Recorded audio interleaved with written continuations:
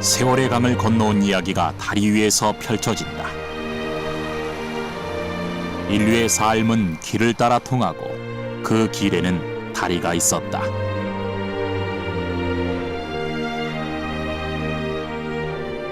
다리가 없었다면 이쪽 문화와 저쪽 문화가 전혀 교류할 수 없는 그런 상황이 돼버리는 거죠. 인류의 문명과 함께 발전하며 과학과 건축의 발전상을 살펴볼 수 있는 것이 바로 다리. 옛 조상들의 이야기와 과학기술이 집대성되어 있는 우리 전통 다리의 미학.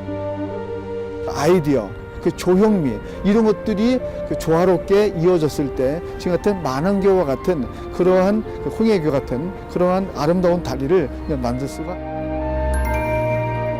굳건히 버티고 오랜 세월과 무게를 버텨내온 우리의 다리는 때로는 지역과 지역을 이어주는 유일한 통로로 물류와 사람을 통하게 해주는 무역의 중심으로 존재했었다. 때로는 소통과 만남의 장소로 활용되었던 다리. 교량 위에서 사람들이 담소를 나누기도 하고 교량 위 혹은 근처에서 교량과 풍경을 바라보면서 풍류를 즐기기도 했고요. 다리를 건너면은 피안의 세계에 든다, 정토에 든다, 극락에 든다 이런 의미가 가지는 것 때문에 1000년이 넘는 세월 동안 견고히 자리를 지킨 우리 다리에는 선조들의 지혜와 더 편리한 다리, 아름다운 다리를 만들기 위한 과학적인 노력이 함께하고 있다. 인류의 역사와 과학의 이야기를 담고 오랜 세월 함께한 다리의 이야기를 들어보자.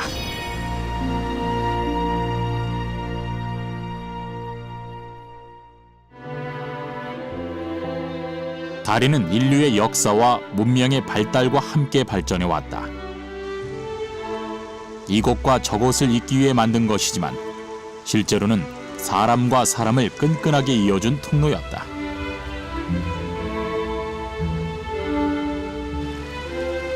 더 길고 더 튼튼한 다리를 만들기 위한 노력은 당대의 건축술과 과학기술을 발전케 했으며 다리에는 그 선조들의 오랜 지혜가 고스란히 담겨져 전해지고 있다.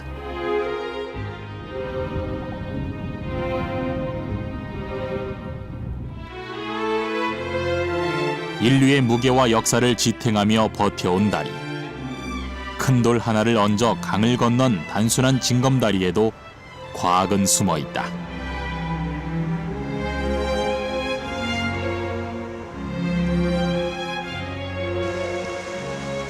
자연의 경관을 해치지 않는 자연 구조물인 돌을 사용해 다리를 만들었고 이용자의 보폭을 염두에 둔 거리와 유속의 흐름을 염두에 두어 돌을 놓았다는 것.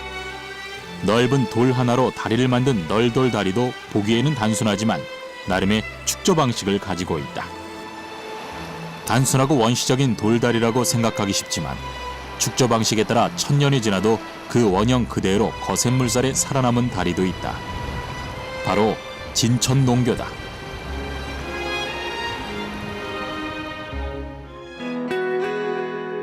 진천 향토지인 상산제에 기록된 내용을 보면 지금부터 900여 년 전 고려 초엽 시대에 이맹장군이 음양을 배합하여 자줏빛 돌로 축조하였다고 전해진다.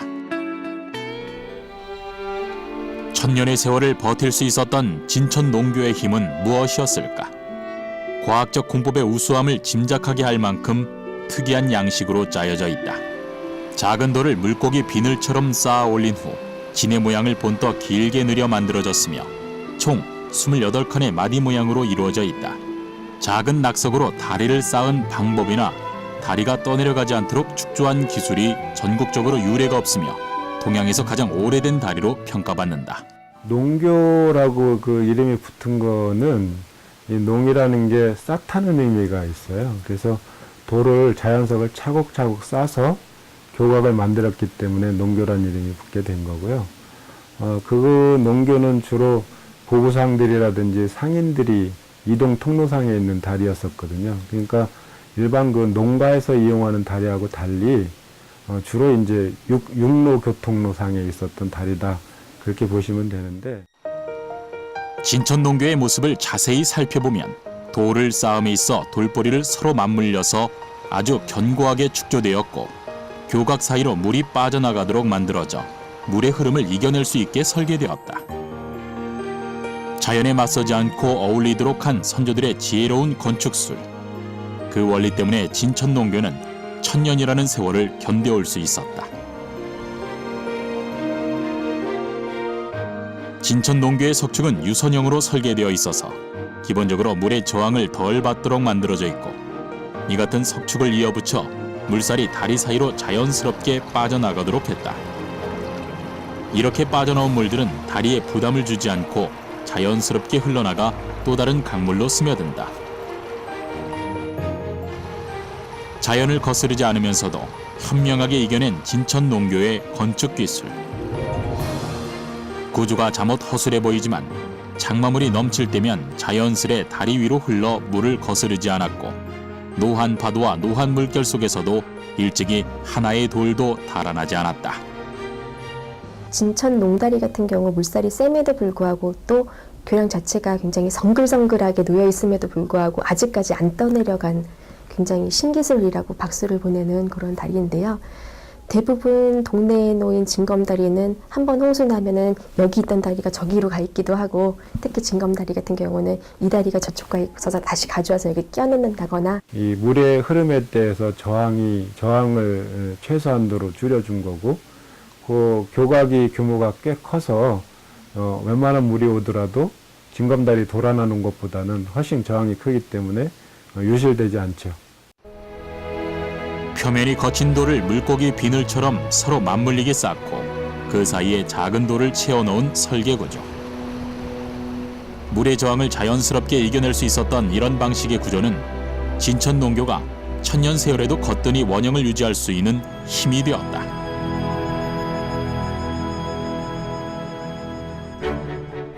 도로를 건설할 때 우리는 필연적으로 강이나 절벽 같은 난관을 만나게 된다.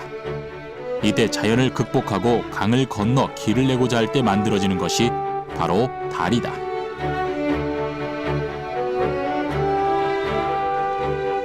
우리나라 다리에서 찾아볼 수 있는 독특한 구조의 다리, 바로 섭다리다.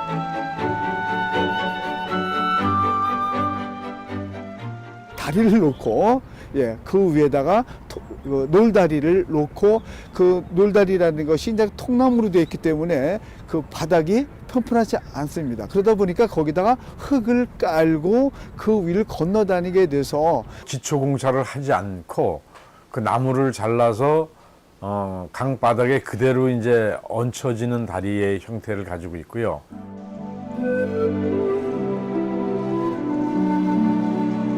나무로 된 교각 위에 누에를 칠 때 사용하는 섭을 덮고 교각을 이어붙여 강 건너편까지 다리를 놓았다.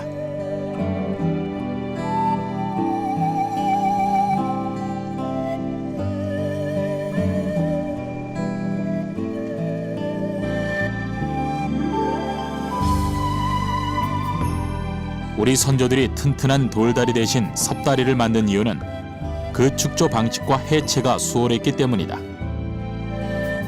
매년 여름 찾아오는 장마철 잦은 홍수는 웬만큼 튼튼한 다리가 아니고서야 그 물살을 견뎌내기가 힘들었다. 하지만 섭다리는 홍수가 나면 상판 역할을 하는 잔가지들은 물살에 떠내려가게 되고 깊숙이 박아놓은 중심다리들은 그대로 남아있게 된다.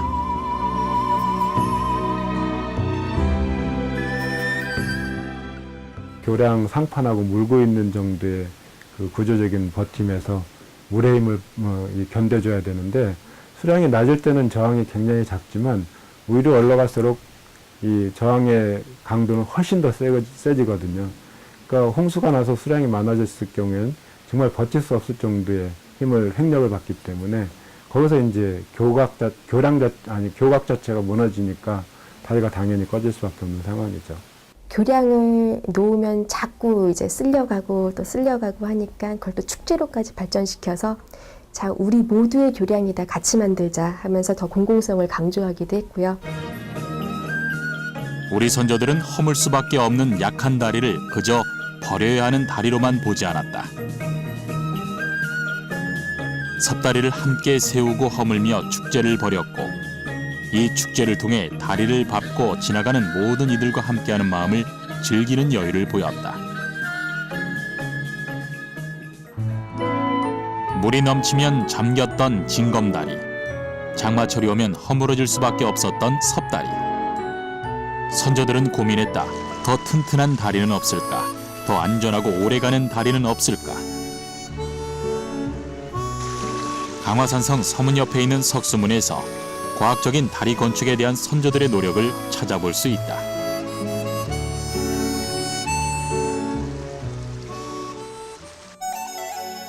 숙종 48권 36년의 기록에 따르면 강화유수 민진원이 임금에게 고해 지금의 강화산성을 축조하게 된 것으로 전해진다.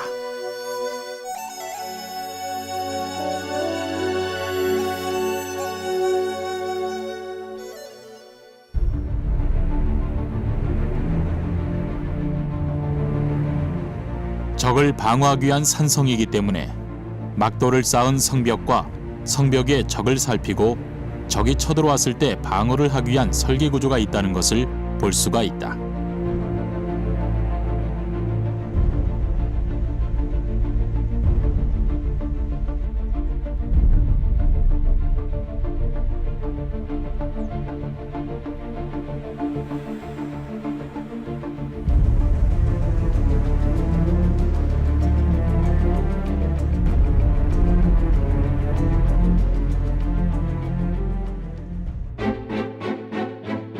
강화산성은 강화읍을 통하는 동락천 위로 만들어진 것으로 병자호란 이후 숙종 때 강화산성을 보수하며 설치한 석수문 역시 이 동락천 위에 지어졌다.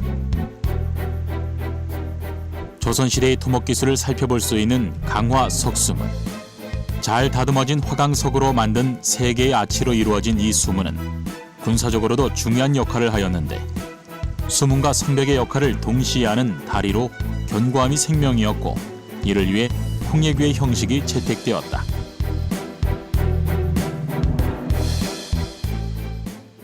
홍해교는 이 아치 형태대로 하중이 전달되는 겁니다. 그러니까 사선 방향으로 하중이 전달되는 거죠. 그래서 이 홍해교의 장점이라 한다면 돌이 이제 압축력에는 굉장히 강한 소재인데 모든 부재가 다 압축력만 만든다는 거예요. 일반적인 석교는 상판에 직접적으로 하중이 전달되지만 홍해교의 경우 아치 형태를 따라 힘이 고르게 분산되게 된다. 돌은 압축력에 매우 강하기 때문에 홍해교는 보다 견고한 다리로 만들어질 수 있다. 서로가 구조가 굉장히 치밀하게 연결이 되어 있어요. 구조와 구조 자체가 서로를 압착시키고 그 힘이 또 땅으로까지 지지가 되면서 이제 견고하기 때문에 어느 하나를 눌러도 나머지가 받쳐주는 그런 시스템이 잘 갖춰져 있기 때문에. 무지개다리, 구름다리라고도 불리는 홍해교는 지붕 아래 커다란 공간을 만드는데 이 공간을 둥글게 만들어 인장력이 발생하지 않도록 하는 방법이다. 아치에 밑둥을 받치는 부분은 선단석, 청정무사, 홍해석, 무사석으로 이루어져 있다. 홍해문은 다리 양끝에 두 지점을 수평으로 이동하지 못하도록 지지하였을 때 최대의 힘을 발휘하기 때문으로 석재의 우수한 압축력을 이용하여 지간을 최대로 넓힐 수 있는 고도의 기술이다. 아치의 윗부분은 홍해 종석, 부형 무사의 구조로 이루어져 있다. 계곡 양쪽에서 돌을 쌓아 올라가다 다리 중앙에 이맛돌로 불리는 쐐기 모양의 마지막 석재를 넣음으로써 완성된다.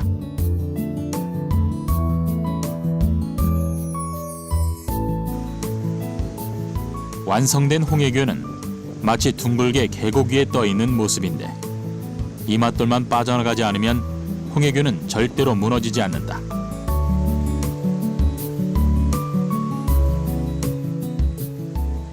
다리 밑에 홍해 모양대로 목재 틀을 일단 먼저 짜거든요. 그 목재 틀에는 이제 기둥도 받치고 위에는 이렇게 아치 형태로 이 판재를 쭉 깔아서 형태를 먼저 만든 다음에 그 홍해석을 만들어서 거기다 이제 올려놓기만 하면 조립이 되는 거여서 어떤 이음과 맞춤이 특별히 있지가 않다는 거죠. 역사적 가치와 아름다움의 상징이자 유네스코 세계문화유산인 수원 화성의 남수문이 90년 만에 복원됐던 현장. 2010년 6월 공사를 시작한 남수문은 길이 29.4m, 너비 5.9m, 전체 높이 9.3m로 수문 아래쪽은 9칸 홍해 수문으로 이루어져 있다. 홍해교를 만들 때는 먼저 나무로 홍해 모양의 받침틀을 만든 뒤 그 나무 받침틀 위에 돌을 맞추어 홍해 모양을 만들게 된다. 그리고 홍해의 정가운데에 마지막 돌을 끼우면 무지개 모양의 돌들이 스스로 다리의 하중을 받치게 된다. 이 마지막 정중앙에 머릿돌까지 끼운 후 나무 틀을 치우면 홍해교가 완성된다.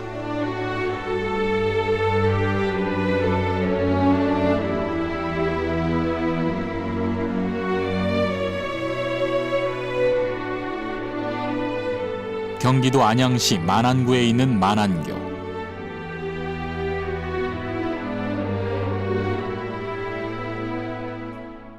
정조 18년 첫 해에는 임시로 나무다리를 놓아 사용하였는데 다리를 놓았다 헐었다 하는 번거로움과 평상시 다리를 이용할 수 없는 백성들의 고통이 많았으므로 튼튼하고 오래가는 백성들도 사용 가능한 돌다리를 놓게 되었던 것이다. 정조가 아버지 사도세자의 능인 육릉을 참배하러 가기 위해 1795년에 축조한 홍해 양식의 석교, 이것이 바로 만안교다.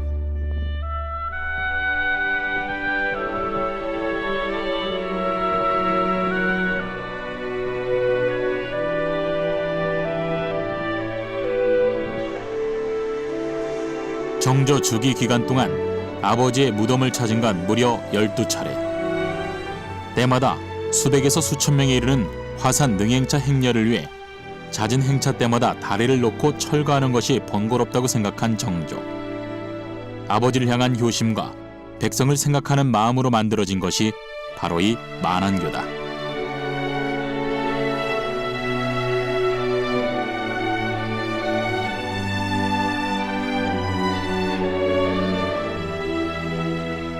이 튼튼한 다리를 통하여 만년 동안 편안하게 건너게 된 것을 기린다는 뜻에서 만안교란 이름을 직접 지었다고 한다. 선조들의 다리에 대한 연구는 끝이 없었다. 배를 이어 만든 배다리의 등장 또한 놀라웠다. 조선시대 때 왕이 이제 남쪽, 특히나 이제 정조가 한양에서 출발해서 화성까지 가는 길목은 지금 현재 그 노량진에 있는 그 다리, 그쪽 정도로 건너갔거든요. 거기에 이제 배다리가 놓여졌던 거죠. 조선 시대의 주교, 즉 배다리는 한강에 최초로 놓인 다리이기도 하다.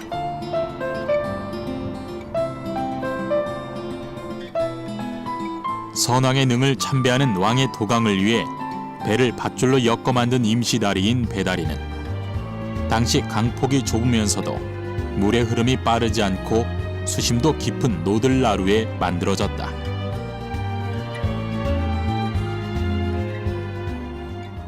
임금이 배를 타고 가다가 혹시 시하는 사람이 있어서 배를 뒤집을까봐 그런 걸 이제 미연에 방지하기 위해서 배를 이용하지 않고 다리를 이용해서 건너가도록.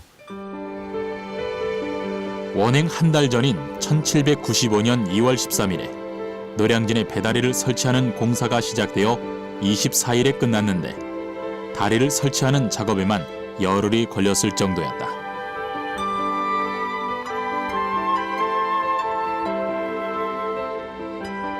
당시 용산과 노량진 사이에 건설된 배다리는 규격이 통일된 교배선 36척, 위호선 12척을 묶어서 만들었으니 배는 교배선과 위호선을 합하면 무려 48척이 동원된 셈이다.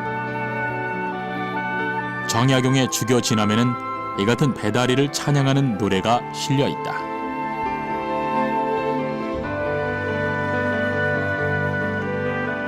한강의 물은 넓고 넓어 끝이 없고 깊어서 잴 수도 없도다. 이따금 거센 물결 일어나면은 그 속에 교령이 숨어 있다네. 천척의 배 짜듯 늘어섰으니 어느 누이 다리 없는 강이라 하는가. 우리 임금 효성은 순임금 효성을 간직하시어 해마다 선친묘소 참배하신다. 과거 배다리를 건넌 정조 일행은 노량진에서 잠시 쉬며 점심을 먹은 뒤 수원 화성으로 향했다. 왕이 돌아와 강을 건너면 고생한 배들을 주인에게 돌려보냈다고 한다.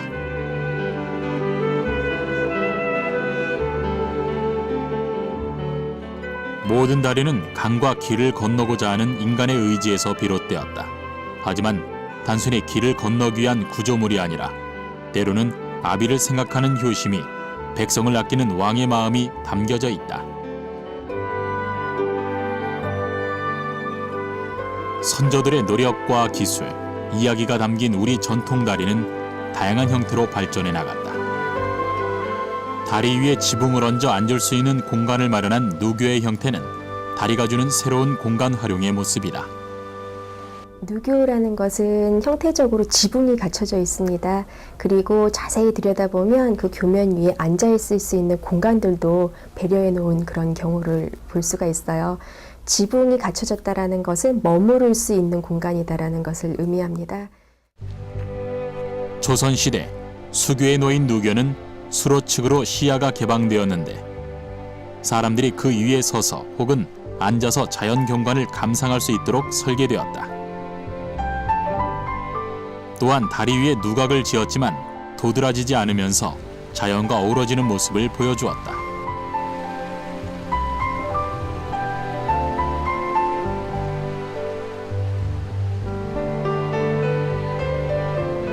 자연 친화적인 다리, 사람들이 모여 소통할 수 있는 다리.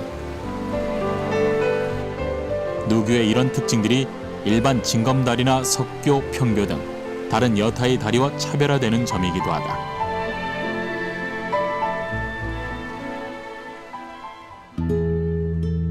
전라남도 순천시 송강면에 위치한 송광사. 이곳에서도 다리 위에 지어진 누각을 만나볼 수 있다. 홍해 구조를 가진 다리 위에 지어진 누각들.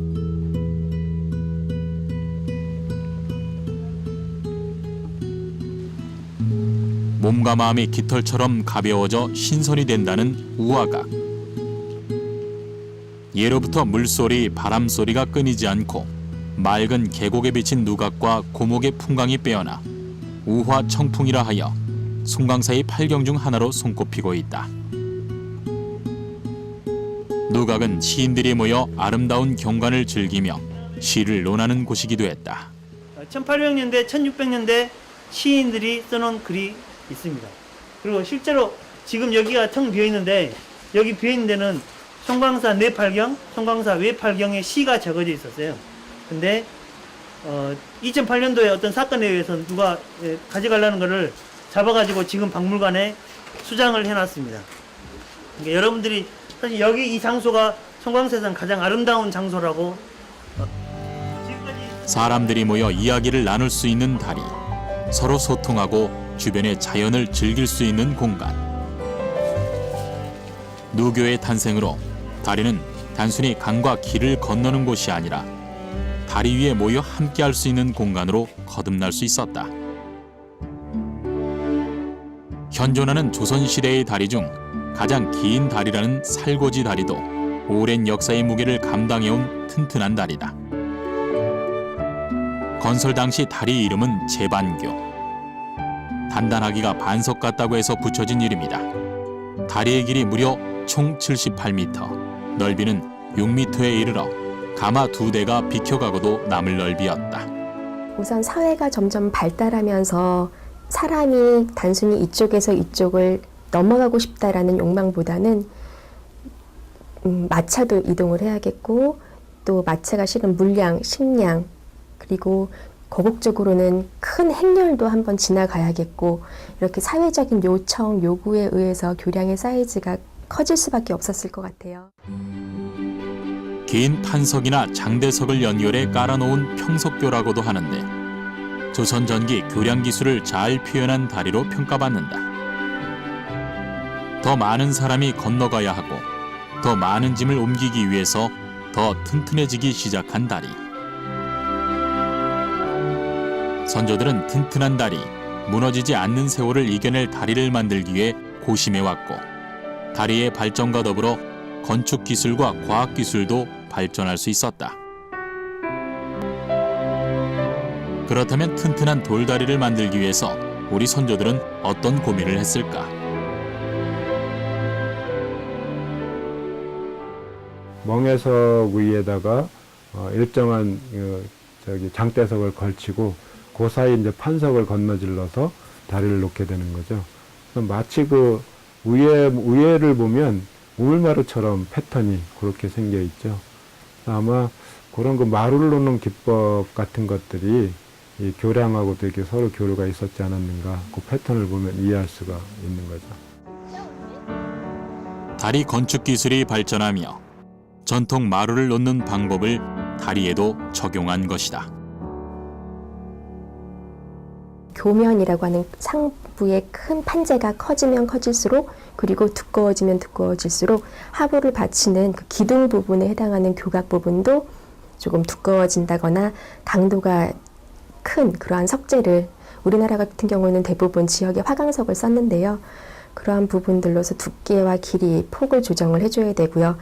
돌과 돌이라고 하는 두 부재를 서로 맞춤으로 인해서 결국 기법으로 우물마루 짜듯이 만들어진 다리다 보니까 구조적으로 훨씬 더 안전한 다리라고 말할 수 있겠습니다. 성대한 왕의 행차에도 끄떡없던 살고지 다리의 견고함. 500여 년을 버텨온 우직한 그 모습에서 단단하게 다져졌던 조선시대의 시간과 역사가 느껴진다.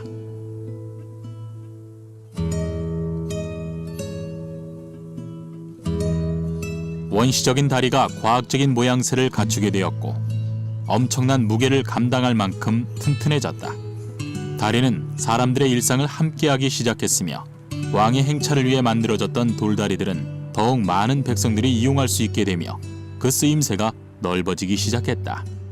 교량 자체에서 축제판이 이루어지기도 했습니다. 그래서 행사와 의식을 그 교량 위 하부 공간에서 하기도 했고요. 교량 인접 공간의 하천변을 따라서 다양한 서민들의 삶이 이루어진 그림들도 있습니다.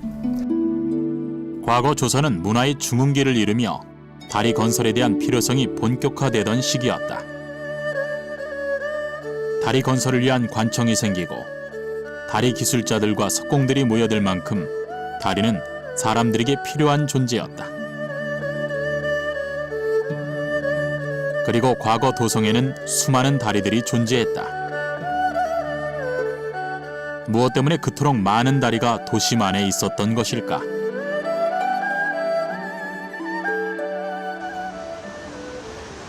서울 도심 청계천, 하수관로가 없던 과거, 크고 작은 76개의 다리들은 개천을 건너기 위한 용도였다.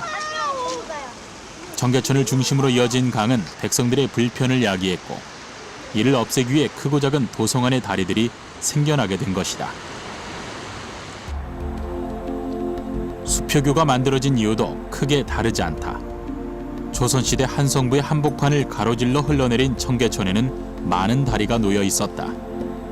청계천에 놓여 있던 많은 다리 가운데 수표교는 바로 다리 서쪽 편에 수표가 놓여 있어서 이 이름을 얻었는데 물길을 건너는 통로이자 홍수 조절을 위해 수량을 재는 역할을 했던 중요한 다리였다.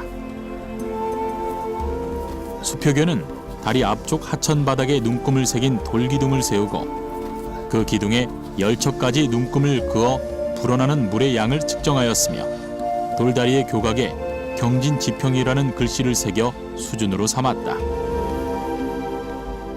세종 23년 1441년에 이 다리에 대한 그 준설 작업을 했다고 하는 이야기입니다. 그런데 흥경지략이라고 하는 순조 때 만든 기록에 의하면은 후대에 이 망가져가지고 다시 만들었다고 하는 기록으로 봤을 때 현재 있는 수표석은 후대에 만들어진 것이 아닌가 이런 생각을 하고요. 지금 교각에 있는 이 네 글자는 아마 세종 때 만들어진 것으로 지금 추정되고 있습니다.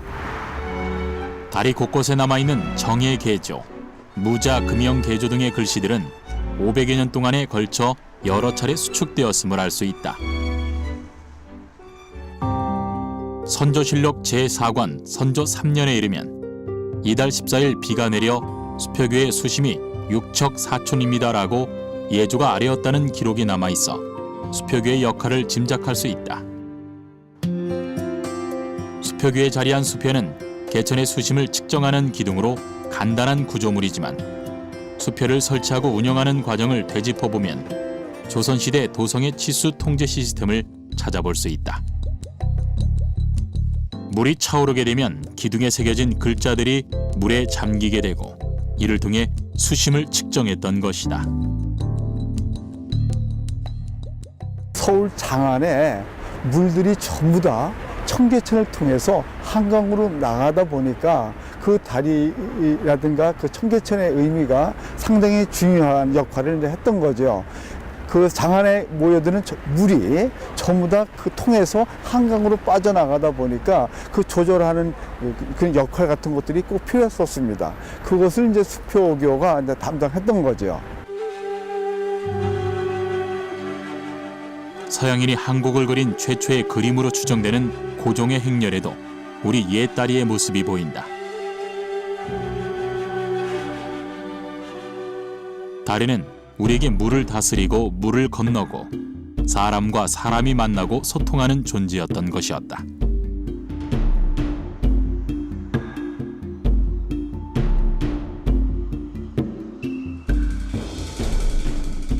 조선시대 광통방에 위치하고 있던 광통묘. 사람들은 이 다리에 모여 소원을 빌고 애군을 날리는 합교놀이를 하기도 했다.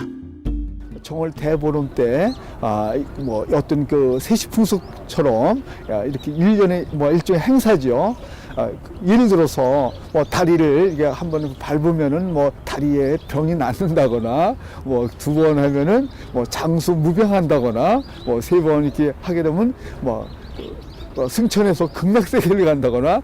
다리를 밟음으로써 내가 튼튼해지고 그리고 또 재앙이 다 달아난다라는 그런 믿음에서 교량을 매개로 해서 그러한 희망, 바램 이런 것들을 풀려고 했고 그 행위를 통해서 그날만큼은 남녀노소 뭐 신분에 상관없이 많이 먹고 많이 즐기면서 자유를 만끽했다고 합니다. 편리에 의해 만들어진 원시적인 다리가 과학적인 모양새를 갖추게 되었고 사람들은 매일 밟고 지나다니는 다리에 새로운 의미들을 부여하기 시작했다.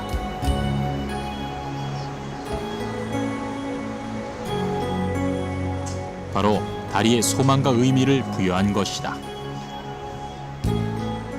이어준다라는 거. 종교라는 것은 보이는 이 현세와 보이지 않는 그 이상세계를 어떻게든 도달하고 싶어하는 욕망이라고 생각합니다. 교량은 내가 있는 이곳과 가고 싶어하는 그곳을 연결해주는 그런 대상체이기 때문에 그 속성 면에서 일치했기 때문에 많은 선조들이 그곳을 그리고 그것을 대상으로 굿도 하고 행사도 하고 정신수양도 하고 했지 않았을까. 저승과 이승을 이어주고 속세를 벗어나 해탈의 세계에 다다르는 중간의 역할. 다리는 때로 새로운 세상과의 연결고리였다. 사찰에 있는 다리에서 그런 의미를 찾아볼 수 있다.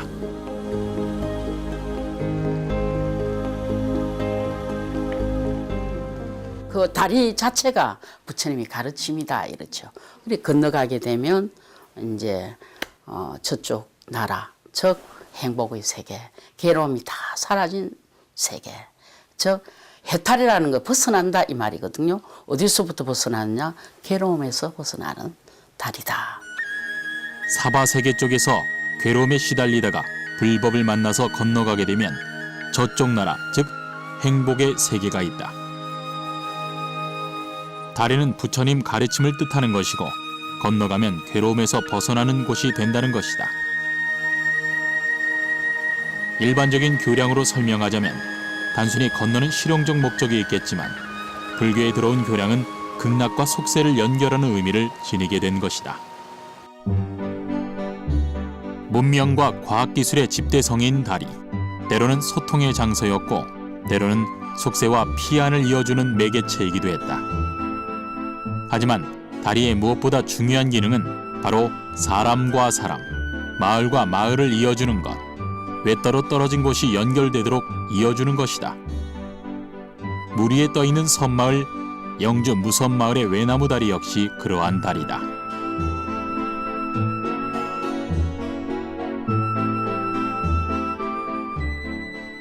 경상북도 영주시 문수면 수도리. 근데 수도라는 거는 무수자 섬도자인데 그걸 우리말로 풀었으면 물섬입니다. 물섬인데 무섬으로 어원이 변한 거죠. 조선 중기 17세기 중반 이후 반남 박씨와 선성 김씨의 집성촌으로서 유서 깊은 전통마을. 이곳은 마을의 삼면이 내성천과 접해 있는 전형적인 물돌이 마을이다. 주변이 온통 강인 영주 무섬마을은 이 외나무 다리가 놓여지기 전까지는 강 때문에 아무도 오고 갈 수 없는 홀로 고립된 마을이었다.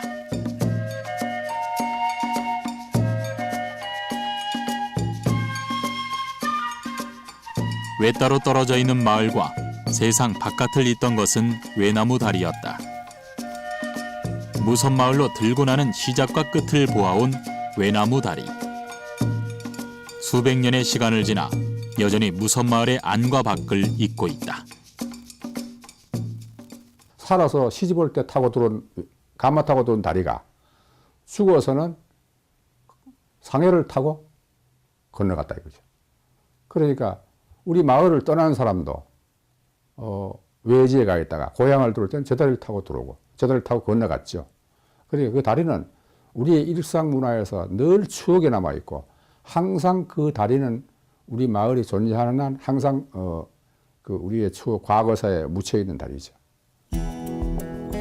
무섬마을의 외나무 다리는 오랜 시간 마을 사람들과 함께했다.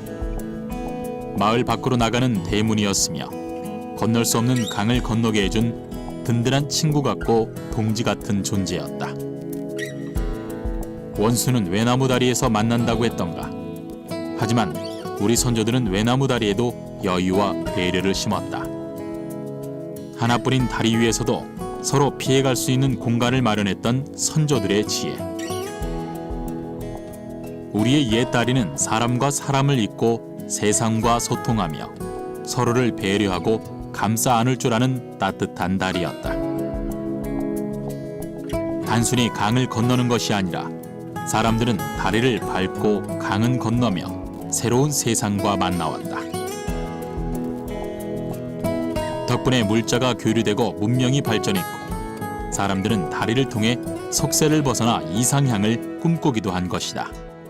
그 교량이라는 하나로 인해서 하늘로도 갈 수 있고 땅으로도 갈 수 있고 내가 태어난 태생을 던져버리고 자유롭게도 살 수 있었고 그리고 교량에서 즐길 수 있었고 문화 활동을 할 수 있었고 교량은 개인 소유물이 거의 없죠. 공유물이라는 의미가 되고 공유물이기 때문에 만드는 것조차도 여러 사람이 동시에 동원이 돼서 만드는 특징이 있죠.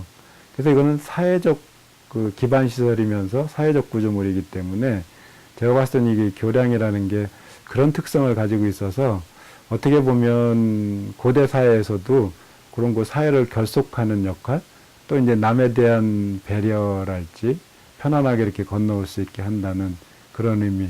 또 어느 마을에서 교량을 놔도 외지 사람들도 다 빈번하게 이용하는 거기 때문에 아마 이런 그 혼자만의 그런 이기심이었다면 안 놓을 수도 있죠. 그러나 외지에서 오는 사람이라도 좀 편안하게 우리 마을을 통과해서 갈 수 있도록 해줘야 되겠다.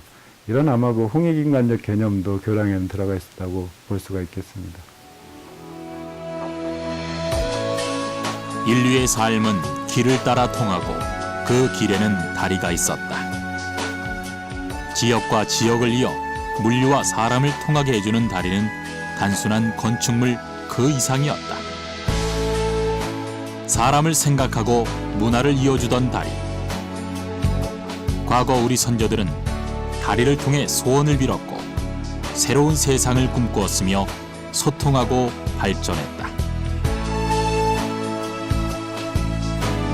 수백 년, 천년을 허물어지지 않고 단단히 남아 강 위를 지키고 선조들의 길이 되어준 다리.